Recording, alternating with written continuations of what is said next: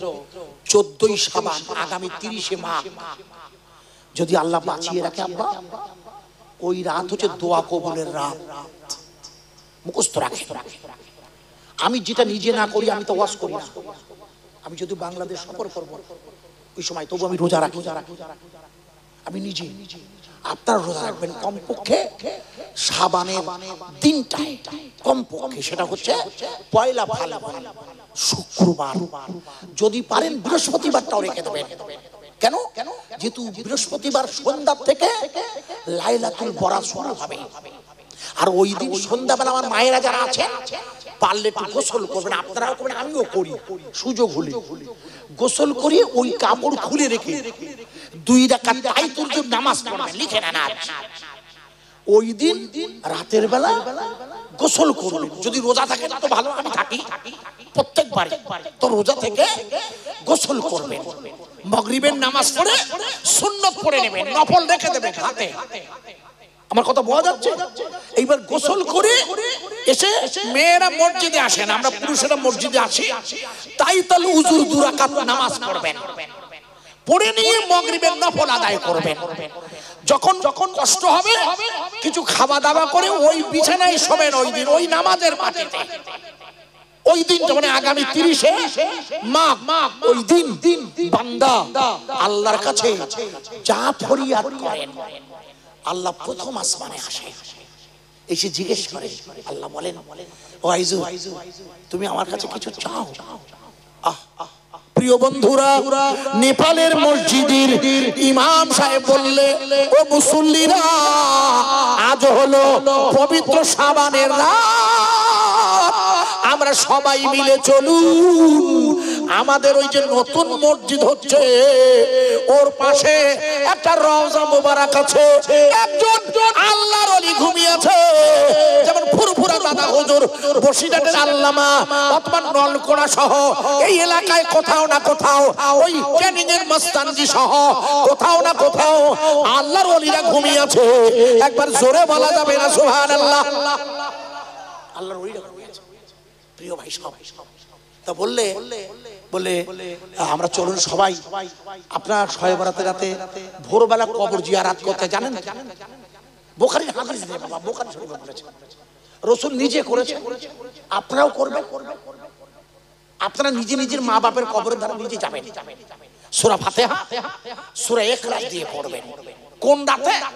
শেষ রাতে, ফজরের আযানের আগে চেষ্টা করবেন দোয়াটা শেষ করা। ইমাম সাহেব থাকলে ভালো হয়, না হলে নিজেরা করবেন। ওই দিনটার কথা বলছি, ইমাম সাহেবরা ব্যস্ত থাকেন, লাইলাতুল বরাতের মাসে ওনাদের দোয়া করার বিভিন্ন অনুষ্ঠান হয়। তো ইমাম সাহেব বললে, আজকের শেষ ওই হুজুরের রওজাটা জিয়ারত করব।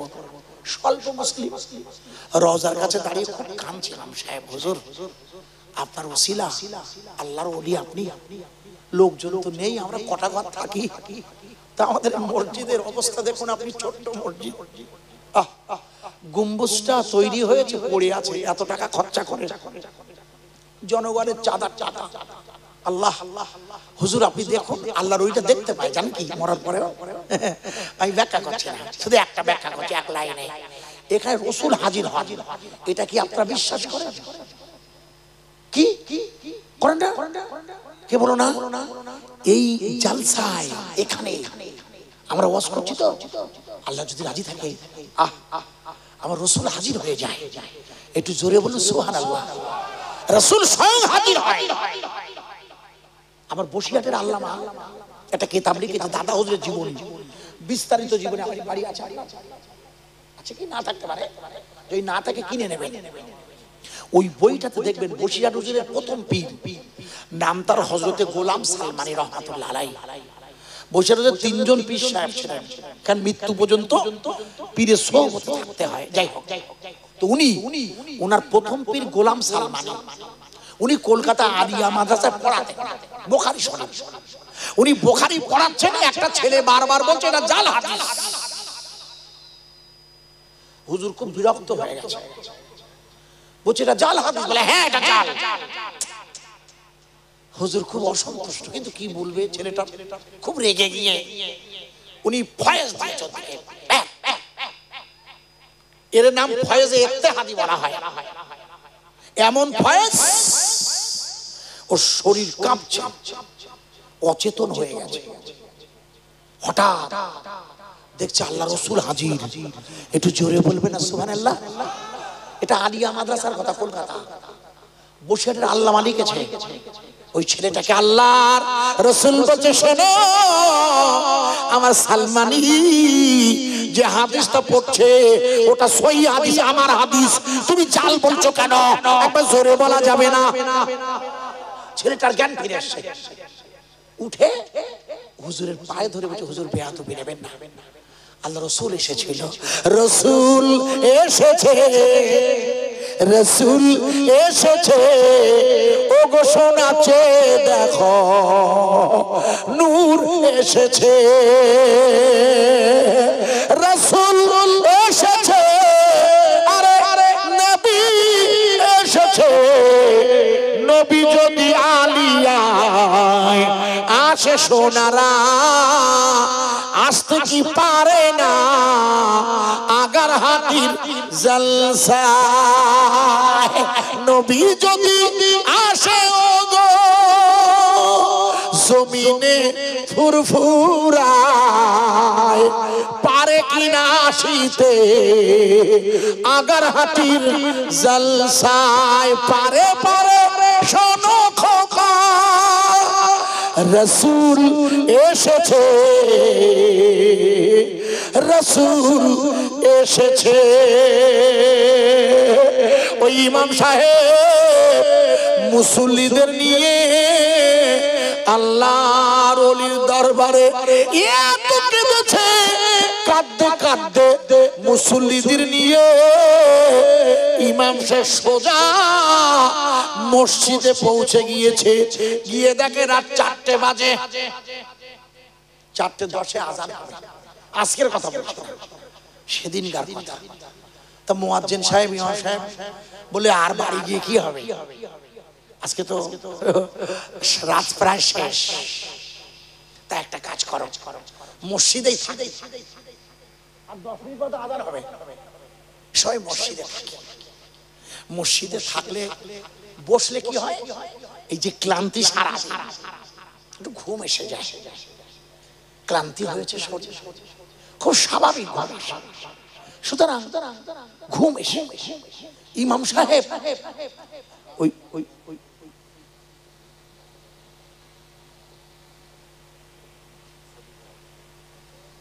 শরীর খারাপ কার?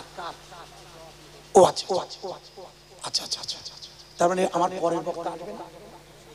আচ্ছা আচ্ছা, আমি জানি না, যেহেতু আপনাদের কর্তৃপক্ষের কাছে যে খবর এসেছে সেটা জানিয়ে দেওয়া হয়েছে, ভালো করেছেন। 1:05 বুঝেছেন, দোয়া করব, আমি বিদায় নেব আপনাদের কাছ থেকে, ছোট্ট করে এই যেটা বলছিলাম রেখে দোয়া করে দেবো। আপনারা তো তাবারুকের ব্যবস্থা আছে ইনশাআল্লাহ, গ্রহণ করবেন। আমি যে জায়গায় রাখছিলাম ছোট্ট করে, হুজুর যেহেতু আপনাদের খিদমতে আমার তরফ থেকেই শেষ দেওয়া বলছেন না, সেই জন্য আমি যে জায়গায় রাখছিলাম ওটা বলে দিয়ে আপনাদের কাছে মোনাজাতের আগে সালাতুস সালাম করতে হয় একটুখানি, যেটা রাখছিলাম। ইমাম সাহেব মসজিদে মুসল্লিদের নিয়ে, ভালো করে শুনবেন, মুসল্লিদের নিয়ে বলে একটু অপেক্ষা করো, এখনই তো ফজরের আজান হবে। কিন্তু মুসল্লিরা ওই যে একটু ঢুকেছে, শুয়েছে, ঘুমিয়ে পড়েছে। ইমাম সাহেব কি করেছেন, মেহরাবের কাছে মাথাটা দিয়ে খুব মনটা খারাপ, কেন এত সুন্দর মসজিদ করলাম আল্লাহ, আর গম্বুজটার জন্য 7টা ঢালাইটা তৈরি হয়েছে, পড়ে আছে, হবে না। ইমাম সাহেব মসজিদের মেহরাবে মাথাটা দিয়ে একটু অচেতন অবস্থায় আছে। হঠাৎ ইমাম সাহেব লক্ষ্য করছে ওনার গোটা মসজিদটা, আল্লাহু আকবার আল্লাহু আকবার, মসজিদটা নূরের আলোয় আলোকিত হয়ে গেছে। জোরে বলা যাবে না, কিসের আলো? নূর। ইমাম সাহেব বুঝতে পেরেছেন এই নূর, এই আলো আলাদা আলো, এই আলোটা আলাদা জ্যোতি। উনি হুজুর করলেন, হুজুর বললেন এই আলোটা যখন ক্রমশ বড় হচ্ছে, আলোর মধ্য থেকে আওয়াজ আসছে, ইমাম সাহেব আপনি হয়তো চিন্তা করছেন কেন?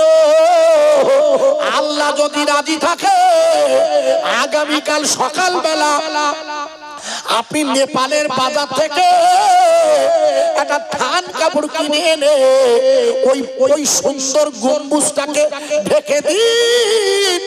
আল্লাহ যদি মঞ্জুর করে আমি আপনাকে একটা শব্দ শিখিয়ে দিচ্ছি, এটা আপনি বলবেন ওই গম্বুজটা আশা করছি ইনশাআল্লাহ আল্লাহর উপরে উঠবে। একবার জোরে বলা যাবে না? ইমাম সাহেব বুঝতে পেরেছেন এই আওয়াজটা, এটা অচেনা আওয়াজ, এই আওয়াজ, এই আলোটা অচেনা আলো। ওনার জ্ঞান চেতন হয়েছে। মসজিদের ঘড়ির দিকে তাকিয়ে দেখে 4:20 হয়ে গেছে, কি 4:30, আজানের রক্ত হয়েছে। উনি আজান দিতে শুরু করেছেন। মুসল্লিরা উঠে দাঁড়িয়ে বলছে আপনি এখন আজান দিচ্ছেন? বলে ফজর ওয়াক্ত হয়ে গেছে, তো আজান দেবো না? বলে ও তাই? বলে হ্যাঁ, আপনারা 2 রাকাত সুন্নত পড়ে নেন। ফজরের নামাজ 4 রাকাত, 2 রাকাত সুন্নত পড়ে নিয়ে আপনারা রেডি হন, উজু করে আসুন। উজু করে এসে 2 রাকাত সুন্নত পড়ে ইমাম সাহেব পড়ে 2 রাকাত। এবার বলছে সবাই আসুন, ফরজ পড়ে নি। আপনাদের মসজিদে তাই হয়? সব মসজিদে একই সিস্টেম। আল্লাহর রহমে নেপালের মসজিদে যখন শুরু হয়ে গেছে আযান, 2 রাকাত সুন্নত পড়ে ওরা এবার ইমাম সাহেবের পেছনে ফরজ নামাজে দাঁড়িয়েছে। ইমাম সাহেব 2 রাকাত ফরজ পড়ে নিয়ে মুসল্লিদের বলছে আসসালামু আলাইকুম ইয়া হাজিরানে মজলিস, আল্লাহ যদি রহম করে আজ ওই গম্বুজটা ইনশাআল্লাহ নেপালের মসজিদে বসবে। একটু জোরে বলা যাবে না? মুসল্লিরা বলছে হুজুর আপনি বলেন কি? বলছে ঠিক বলছি। বলে ক্রেন নেই, তুলতে পারলাম না। আর আপনি বলছেন আজকে উঠবে? বলছে হ্যাঁ, আজকে হচ্ছে শবে বরাতের দিন, আমাদের রাত আগে আসে না, আমাদের রাত আগে আসে বাবা। বলে আজকে শবে বরাতের দিনে রোজা রাখতে হয়। বলে আজকে হবে। বলে কি করে হবে? আপনি কি পাগল নাকি? বলে যা বলছি শোনো, সকাল 8টা, হ্যাঁ সারা রাত জাগা তো। নেপালের বাজার থেকে একটা সাদা থান কাপড় কিনে এনেছেন। থান কাপড় পর্যন্ত সাদা, এটা ওর না, একটু ভারী পুরু, যেটা আমরা যায় নামাজে ব্যবহার করি, অর্থাৎ কাপড়ের কাপড়ে মারা গেলে অথবা এহরাম করি যে সাদা, সেই কাপড় আনা হয়েছে। এনে সুন্দর করে ঢেকে দিয়েছি।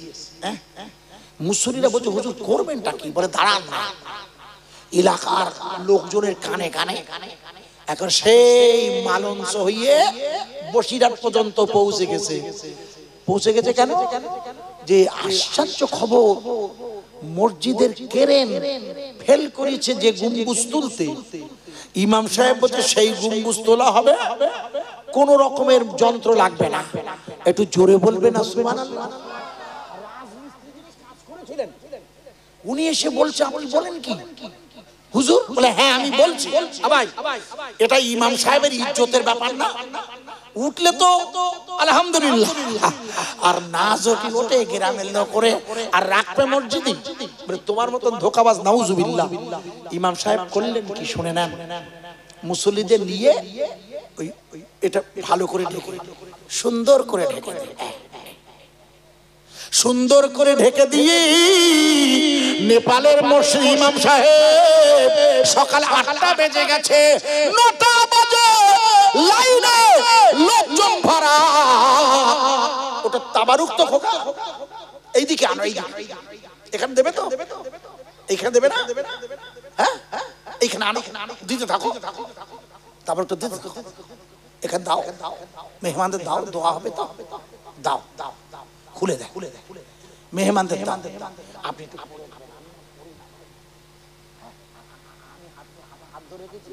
আপনি দিলে হবে, দিয়ে দেন, তাবারক তাবারক দিয়ে দেন, দিয়ে দেন।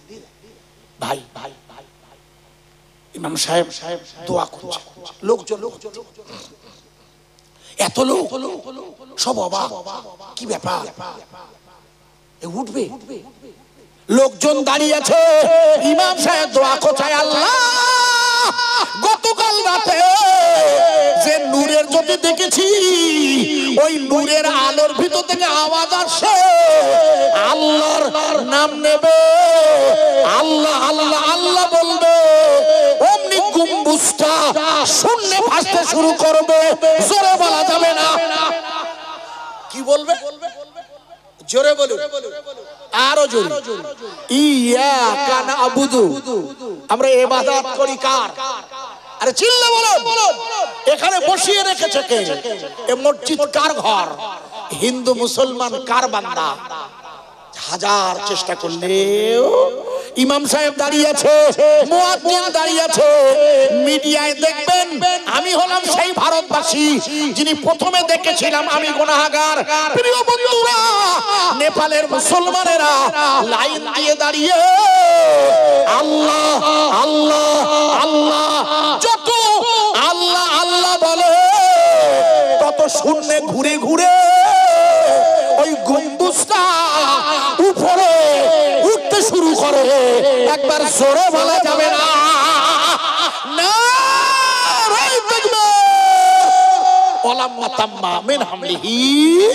একটু উঠে দাঁড়িয়ে রাসূলের সামনে একবার ইয়া নবী সালামুন আলাইকা ইয়া